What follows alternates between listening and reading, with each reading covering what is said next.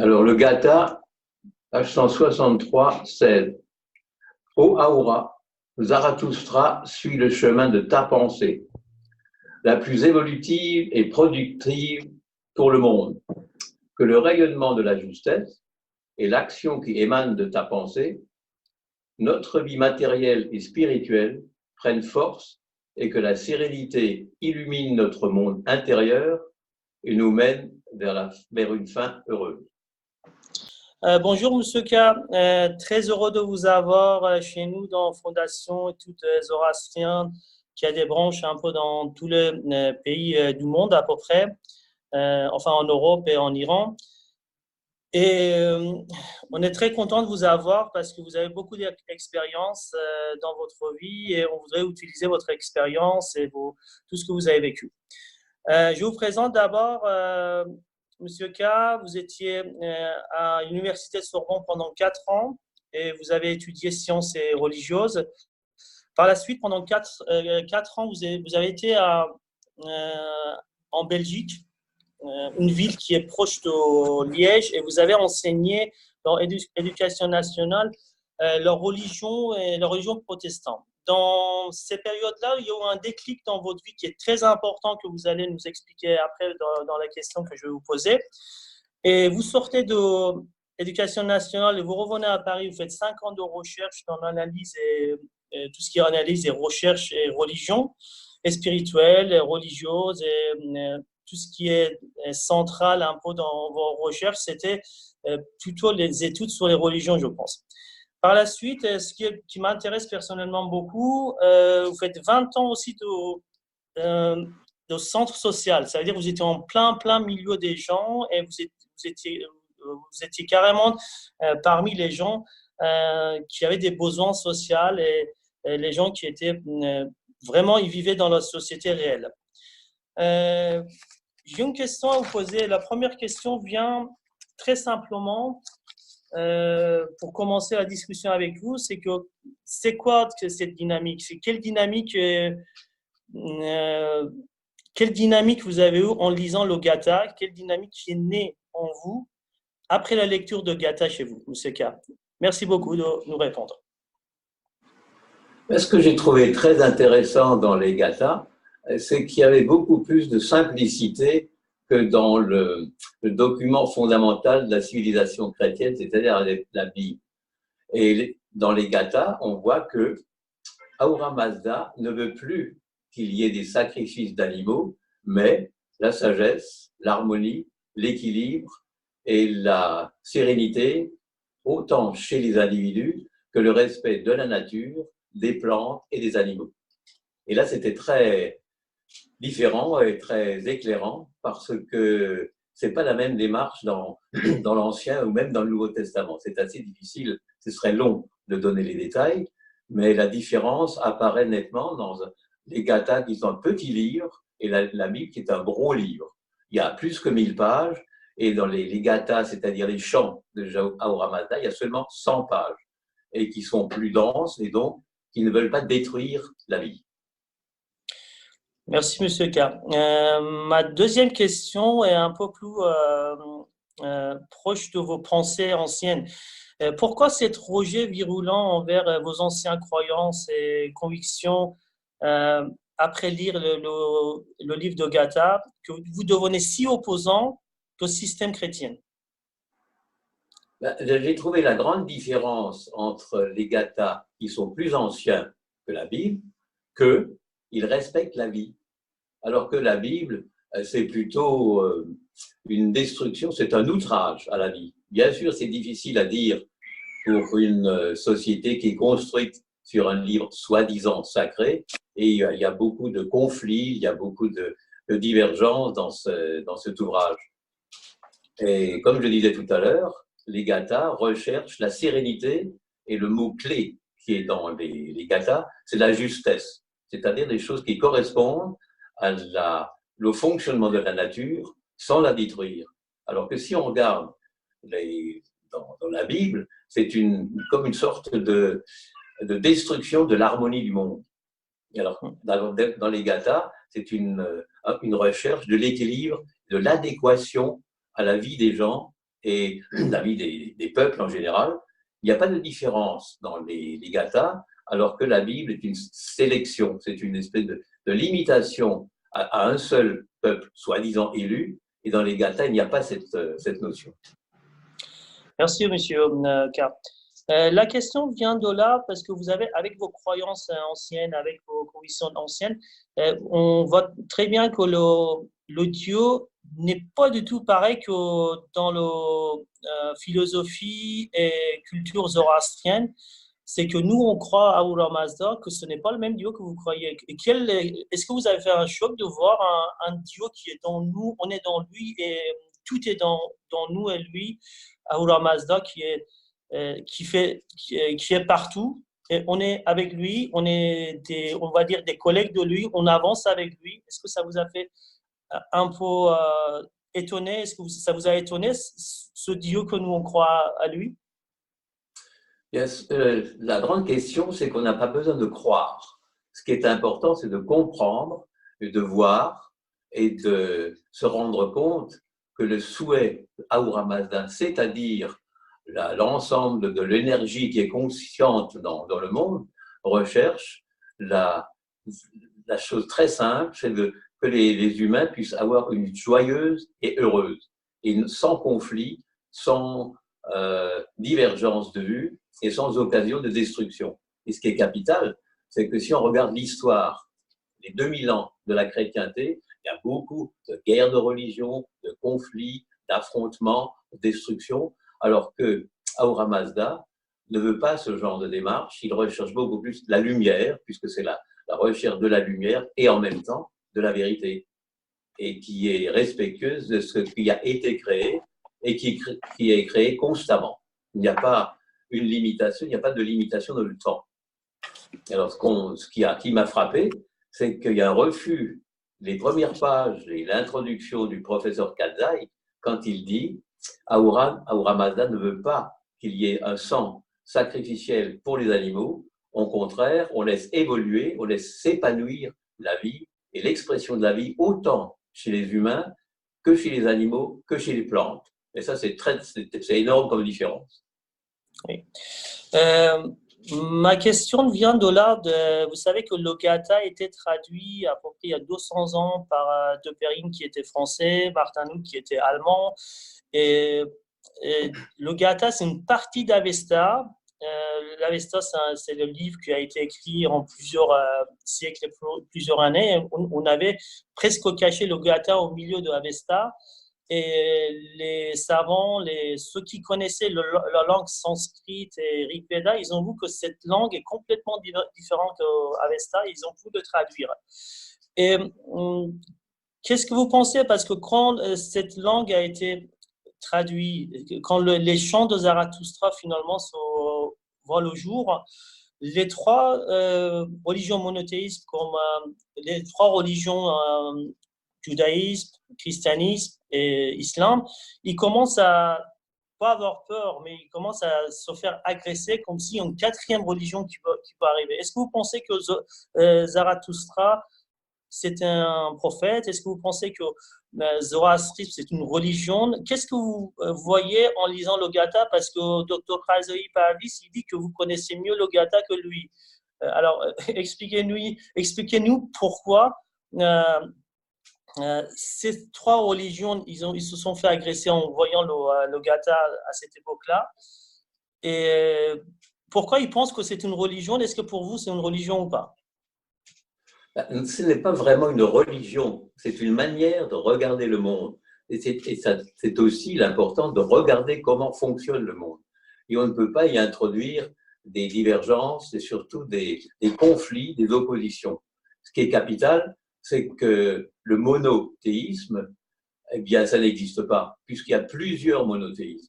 Il y a le judaïque, il y a le chrétien et il y a le musulman. Alors que si on sort ce que j'appelle les casemates théologiques, si on regarde la nature, eh bien, il y a un seul soleil qui éclaire l'univers.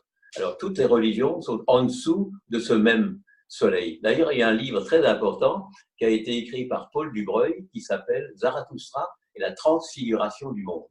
Et à la fin du livre, il dit que Il est curieux que les religions au pluriel, prétendent amener la compréhension chez les humains et ne parviennent pas à un monothéisme intégral, puisque tous les hommes respirent le même oxygène, ils vivent du même soleil. Normalement, si chacun a compris, c'est pas la peine de sortir des sabres pour éliminer les autres, mais au contraire, qu'il y ait une fraternité, une solidarité entre tous les humains, qu'ils soient blancs, qu'ils soient jaunes, qu'ils soient noirs. Eh bien, à ce moment-là, il n'y a plus besoin de construire des canons, des armes, des fusils, etc. Et beaucoup plus être respectueux les uns et les autres. Merci, Monsieur Katz. C'était une réponse très juste. Scénario d'un film, quand vous lisez le Gata, quand Dr. Kazai Pardis vient à Strasbourg, il fait son discours, sa conférence, vous dédicace le livre, vous lisez le livre, et là, avec tout ce qui était passé dans votre vie, parce que c'était en 2013, je pense, après tout ce qu'on a dit, vous avez fait 20 ans dans les centres sociaux, vous avez été professeur de religion, vous avez fait des recherches sur des différentes religions.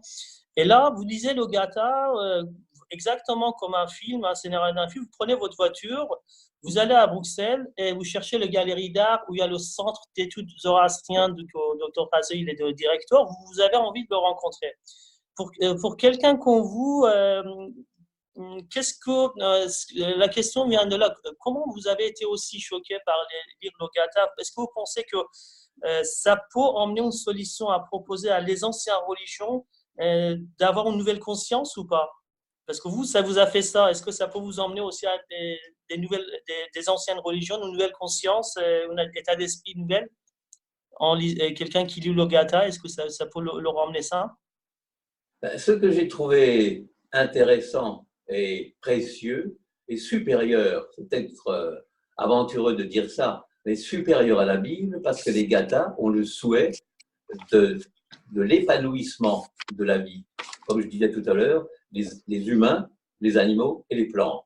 Et il n'y a pas de conflit et d'opposition. Il y a un livre, il y a une citation très importante d'un grand penseur oriental, c'est-à-dire Vivekananda, qui dit « Un Dieu qui prendrait parti pour ses enfants humains, mais serait cruel pour ses enfants animaux, serait plus vil qu'un démon. » Évidemment, si on dit des choses pareilles aux représentants et aux autorités des différents courants religieux, ils ne sont pas du tout contents et ils se mettent en colère d'ailleurs, parce que c'est un peu une sorte de désapprobation de leur carrière.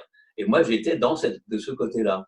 Et comme j'ai vu que les Gathas sont plus amples, sont plus larges et sont plus tolérants, donc j'ai mis de côté la démarche officielle qui a piloté l'Occident. Mais si on regarde l'Occident, les conflits pendant 2000 ans qui ont produit des milliers de victimes, et ça c'est déplaisant. Et les Gathas, c'est l'inverse, c'est plutôt de développer la fraternité entre les humains. Alors, ce que je pourrais dire, développer beaucoup, très tôt, j'ai commencé à faire de la haute montagne. Et en montagne, il n'y a pas de divergence entre ceux qui aiment et qui connaissent la montagne. C'est beaucoup plus un plaisir, un épanouissement de découvrir les sommets, la lumière, le soleil, et personne ne cherche à bousiller l'autre. Je pourrais développer ça pendant des heures, mais ce qui est capital, c'est que c'est une petite clé, on peut dire ça comme ça, une clé de la vie qu'on trouve dans les Gathas, alors que la Bible, le Coran et le Nouveau Testament, il y a toujours des affrontements et des malveillances et des critiques, etc. Vous ne nous avez pas expliqué quel était le déclic quand vous étiez à la ville de Liège pour enseigner la religion de protestants. Quel était le déclic finalement que vous êtes parti de là-bas, vous revenez faire vos recherches? Vous ne nous avez pas expliqué pourquoi, qu'est-ce qui vous a fait fuir cette religion chrétienne de cette façon-là? Le déclic, ou je pourrais dire, c'est même plus fort qu'un déclic, c'est une déflagration. Parce que c'était en mars 1972, donc ça fait assez longtemps, et on m'avait demandé de remplacer un professeur qui était malade, et dans une école que je ne connaissais pas, il y avait une fillette de 9 ans. Et le programme de cette matinée, c'était le procès, la condamnation, la crucifixion, la résurrection du Christ. Et cette fillette qui dit, je ne comprends pas. Et quand je l'ai regardé, j'ai eu un flash. Il y a un postulat qui m'est passé dans la tête en me disant, moi qui suis étranger, un adulte, je dis à cette gamine qu'il faudrait qu'elle se mette à genoux devant un scénario de supplice et de torture, c'est-à-dire le Christ sur sa croix. Et ça, c'était tellement inadmissible, tellement irrecevable. Donc j'ai arrêté, j'ai donné ma démission. C'est là que je suis parti à Paris pour prolonger les désapprobations qui étaient les miennes. Et à ce moment-là, je me suis rendu compte que la nature, comme le dit Spinoza d'ailleurs, est suffisante. C'est pas la peine de chercher des milliers de livres dans lesquels on veut expliquer des choses qui ne sont pas explicables. Et donc pendant ces 20 années où je dirigeais un service social à Strasbourg, j'ai développé cet objectif et je me suis rendu compte que la réalité est beaucoup plus simple de tout ce que veulent les différentes facettes des systèmes religieux. Oui, oui, merci. La question vient alors, par quel biais et quelle façon pourrait-on faire passer et rendre fonction le message de Zarathustra dans inconscient collectif et structure d'organisme social? Donc, par quel biais on peut faire ça?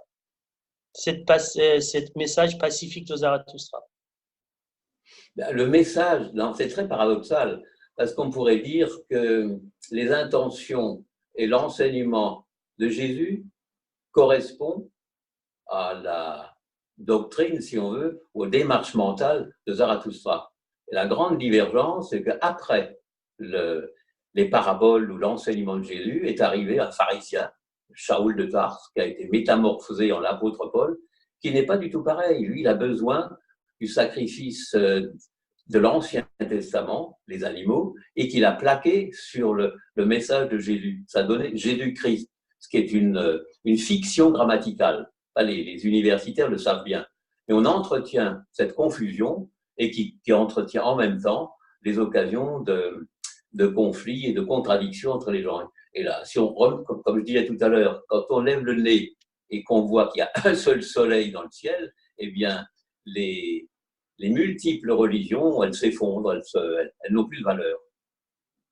Alors, on pourrait développer grandement en parlant de Krishnamurti, par exemple. C'est un penseur oriental et qui dit, dans un gros bouquin qui s'appelle L'éveil de l'intelligence, où il dit, lorsqu'on a observé toutes les religions du monde et constaté leur futilité organisée, il ne faut pas se faire d'illusions sur l'évolution des jeunes en Californie, parce que Krishnamurti était en Californie, et à ce moment-là, ça simplifie énormément, et ça rend beaucoup plus sérieux un message vraiment spirituel.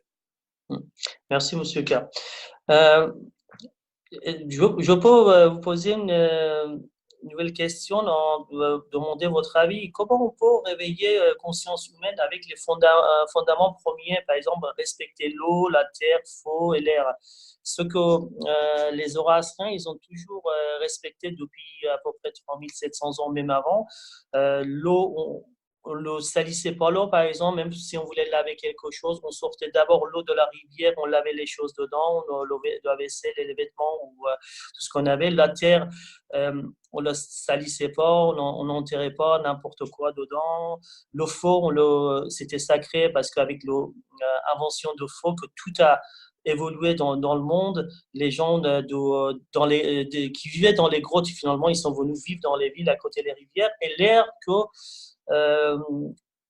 avec le feu, on met toujours des bois et des choses, certaines choses dedans que ça sent bon et nous purifie l'air et aussi ne salisse pas l'air. Que toutes ces choses-là, on voit que depuis une trentaine d'années, l'écologisme en parle beaucoup. Zarathustra, ils en parlaient, et dans la culture zoroastrienne, on en parlait aussi. Mais actuellement, comment on peut faire réveiller cette conscience humaine sur ces points-là qui sont très importants, ils deviennent plus en plus importants dans notre vie? Pour essayer de résoudre un peu les conflits, il faut prendre la hauteur. Et si on est en altitude, on se rend bien compte que ce qui est dans la plaine en bas est plein de contradictions, plein d'accrochages, etc. Alors que quand Zarathustra, dans les Gathas, il dit il veut rechercher la justesse, l'harmonie, l'équilibre et la simplicité. Et d'ailleurs, on trouve ça aussi dans l'enseignement de Jésus quand il dit c'est pas la peine d'amasser des trésors sur la terre, où il y a des voleurs, il y a de la rouille, il y a de la vermine. Il faut amasser des trésors dans le ciel, c'est-à-dire ouvrir sa pensée et comprendre que l'énergie qui est dans le cosmos, on peut dire Dieu si on veut, eh bien, il n'a pas le souci de déclencher des bagarres entre les blancs, les noirs, les rouges, les jaunes, mais d'être respectueux et d'obéir, d'une certaine manière, aux principes qui régissent l'existence. Et on trouve ça même chez les astrologues. L'astrologue qui dit, ce n'est que en obéissant aux règles qu'on est en accord avec les dieux, c'est-à-dire une énergie supérieure. Et là, il faut être beaucoup plus simple et beaucoup plus humble, si on veut, que de vouloir dominer le monde et le consommer ou l'en profiter, mais le respecter et le développer et être à son écoute, et non pas vouloir esquinter les autres à son profit. Donc le profit, le vrai profit, c'est comme le dit Sri Aurobindo, aussi un grand penseur de l'Inde, qu'il faut rechercher la lumière, la vérité, et sans empiler des richesses matérielles qui se détruisent, mais la richesse spirituelle qui peut favoriser la relation entre les humains. Oui, monsieur. Ça me vient encore une question, c'est qu'avec ces religions qui sont incrustées dans le peuple, dans le monde, dès leur naissance, est-ce qu'on a toujours un espoir de passer le message d'une philosophie de vie, une culture de vie au lieu de religion? Est-ce qu'un jour on va réussir à passer ce message-là, ce que Zarathustra, dès qu'il est arrivé, il n'a pas voulu de religion, il n'a pas voulu combattre toutes les religions aussi, mais il n'a pas voulu de religion, il a fait comprendre aux gens que il y a un seul Dieu qui existe aussi, ça c'est Ahura Mazda, mais Ahura Mazda c'est nous-mêmes, c'est vous, c'est nous-mêmes et c'est dans tout. Est-ce que vous pensez qu'un jour, on est au 21e siècle, on pourrait arriver à réussir et faire passer son message de paix et ce message que les religions n'ont plus d'importance et ne doivent plus avoir d'effet dans nos vies actuelles? Qu'est-ce que vous pensez? Est-ce que vous pensez qu'on arrive à réussir à faire ça? On pourrait le faire, mais si chaque individu voulait bien d'abord respecter l'autre, et là il y a une définition d'un polytechnicien qui s'appelle Abellio, et quand il dit, je vais réfléchir là-dessus, c'est un scientifique, et quand il parle de l'intelligence inconnue enfouie sous l'opacité du monde. Et à ce moment-là, même la science peut servir au respect de la nature, des végétaux, comme disait tout à l'heure, et des animaux, et de ne pas vouloir indéfiniment la croissance, la compétition, le conflit, la supériorité. Et on trouve ça aussi dans l'enseignement qui rejoint ça, quand on dit tous les humains sont frères. Il y a une fraternité entre eux, et c'est pas la peine de vouloir dominer les uns sur les autres. C'est de là qu'il y a l'erreur. Et cette erreur, on peut la liquider en observant l'éclosion de la vie, les végétaux, les animaux, les humains, et en étant obéissant, ou je dirais presque au message des étoiles. Alors, quand on sait que Zarathustra était un grand astrologue, on peut dire il faut peut-être écouter et comprendre ce qu'ils veulent dire. Oui.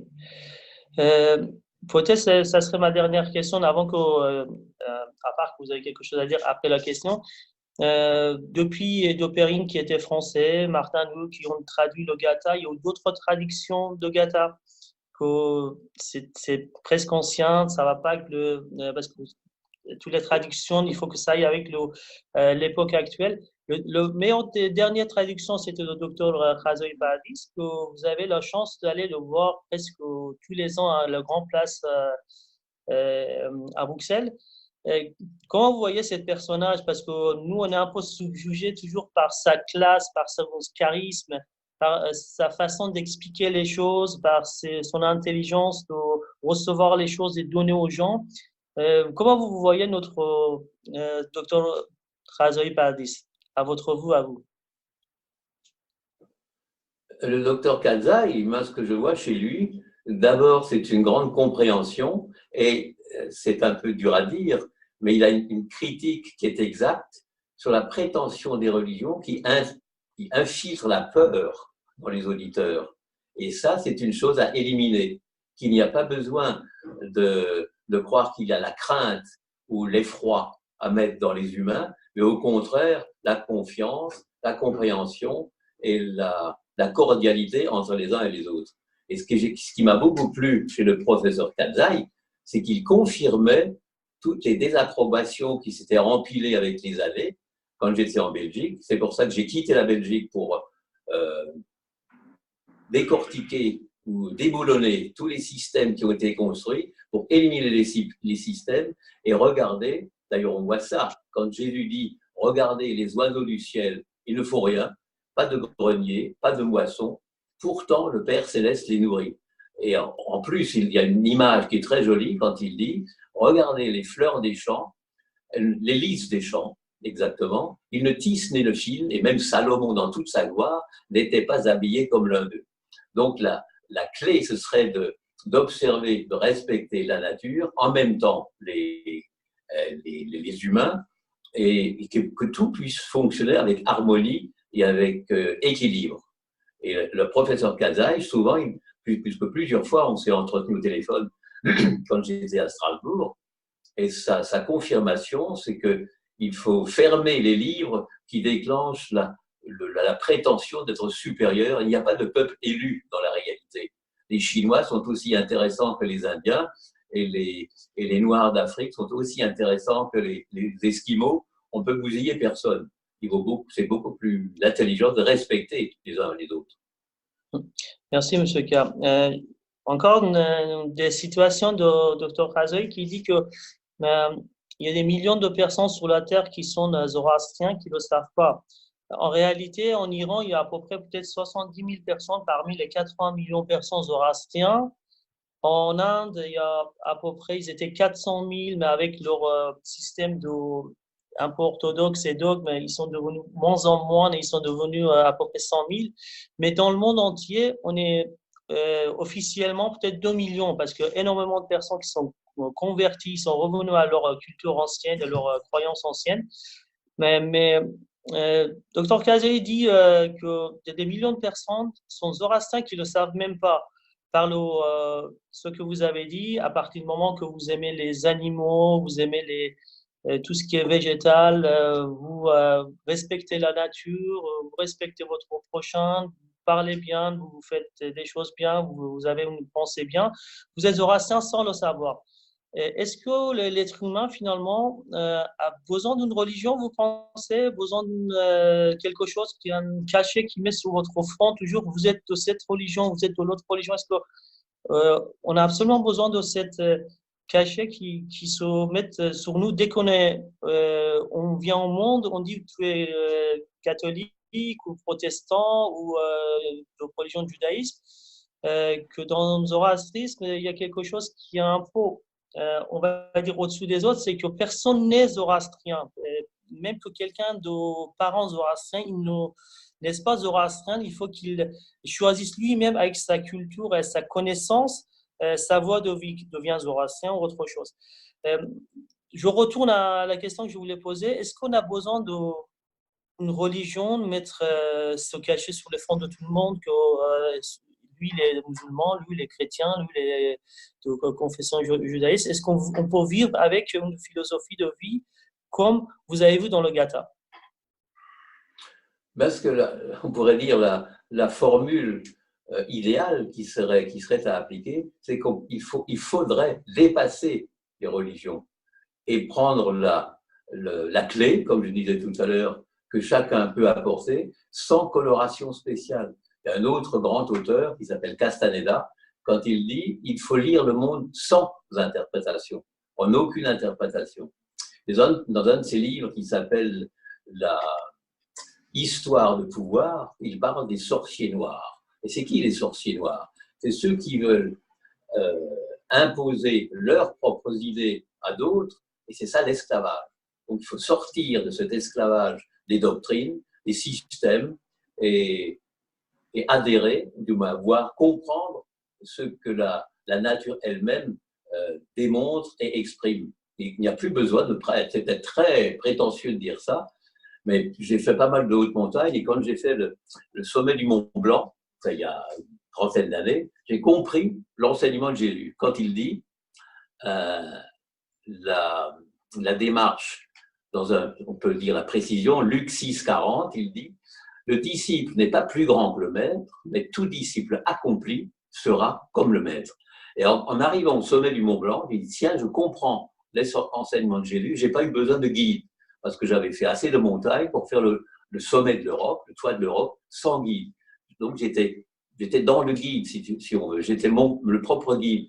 Et à ce moment-là, quand chacun lève le nez et voit comment fonctionnent les nuages, les étoiles, le soleil, etc., eh bien, chacun peut devenir suffisamment adulte, suffisamment responsable pour fonctionner d'après les leçons on pourrait dire de Dieu, mais de la nature, c'est la même chose. Spinoza a dit pareil. Et alors, il s'est fait éliminer, il s'est fait expulser par les scribes hébreux et qui voulaient garder le pouvoir. Et ce pouvoir, faut le mettre de côté et avoir son propre pouvoir en soi. Merci, M. K. Vous avez toujours suivi depuis une quinzaine d'années nos congrès, les conférences qu'on a données dans les pays différents. On vous remercie. Est-ce que vous avez un dernier mot à dire à les gens qui vont écouter éventuellement cette interview avec vous? Est-ce que vous avez votre dernier mot? Merci, M. K. Le dernier mot, ce serait de sortir dans la nature, sortir des villes. Bien sûr, on ne peut pas sortir tout à fait de la ville, mais des villes, aller dans la forêt, aller au bord de la mer, aller dans les montagnes, dans les champs, regarder les animaux de la forêt et voir qu'ils s'entendent entre eux et ne se détruisent pas. Les humains, il ferait bien d'éliminer toutes les armes, les avions, les bombes, etc. et de comprendre que chacun a le droit de respirer, le droit de vivre, sans pour ça éliminer son semblable. Donc, Ahura Mazda, ou du moins Zarathustra, dans son idée, c'est bien ce qu'il dit, de rechercher la compréhension de l'autre et l'affection de l'autre. Merci beaucoup. On va finir cet entretien. On vous remercie énormément. Vous êtes déplacé de Strasbourg pour venir à Paris pour qu'on fasse cette discussion ensemble. Vous allez, comme j'ai dit, tous les ans, une fois voir Dr. Azri Parlis à Bruxelles. Vous faites tous ces déplacements parce que vous y croyez vraiment à une vie heureuse, que vous voulez aussi. Vous espérez que les gens sur la Terre méritent d'être heureux et vivre tranquillement et dans la paix. Merci beaucoup, merci encore et à très bientôt, j'espère, dans une prochaine discussion. Merci. À très bientôt. Très bien. Bonne fin de journée. Au revoir. Au revoir.